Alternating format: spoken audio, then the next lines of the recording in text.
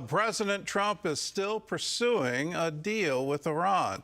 At the same time, he's also dispatched a second aircraft carrier to the region.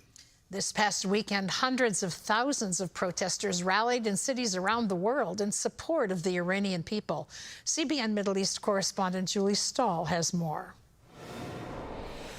In Jerusalem, Israeli Prime Minister Benjamin Netanyahu told American Jewish leaders President Trump wants to exhaust the possibilities of a deal with Iran, which he thinks he can achieve now.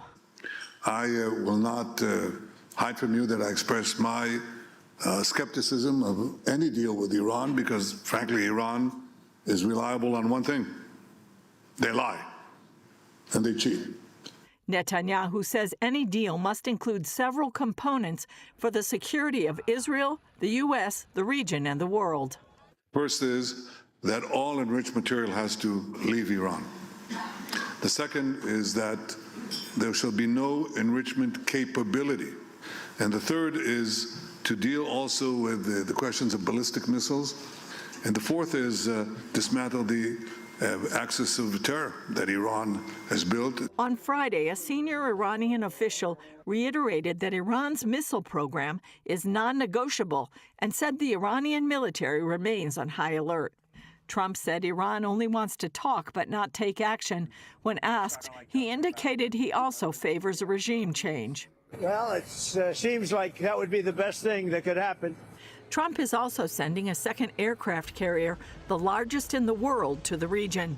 The USS Gerald R. Ford will join the USS Abraham Lincoln as the second round of mediated talks between the U.S. and Iran are set to begin in Geneva on Tuesday.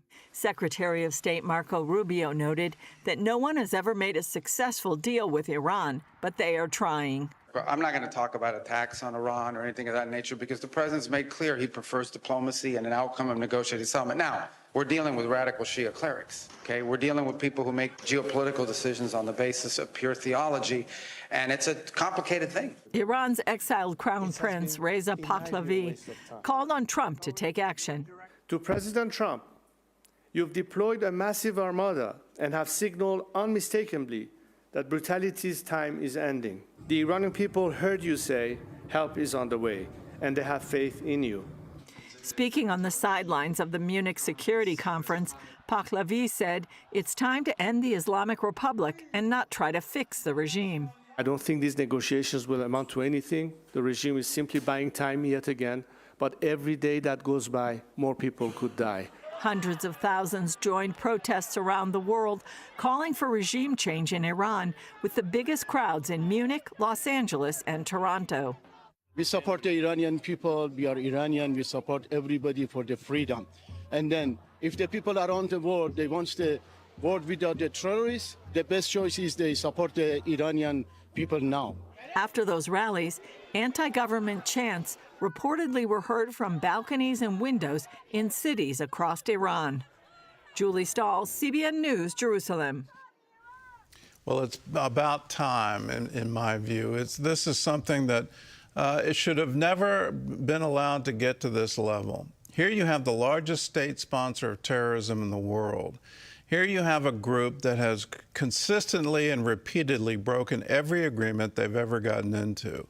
They, as a matter of theology, think it's okay to lie to infidels in advance of jihad, that is perfectly okay, if not encouraged, so you can disguise what you're really trying to do. It's clear they're trying to buy time to build more missiles. It's clear they're trying to get a nuclear weapon. And it's also clear it's time for the world to stand up to this and say, not on our watch, you don't get to do this.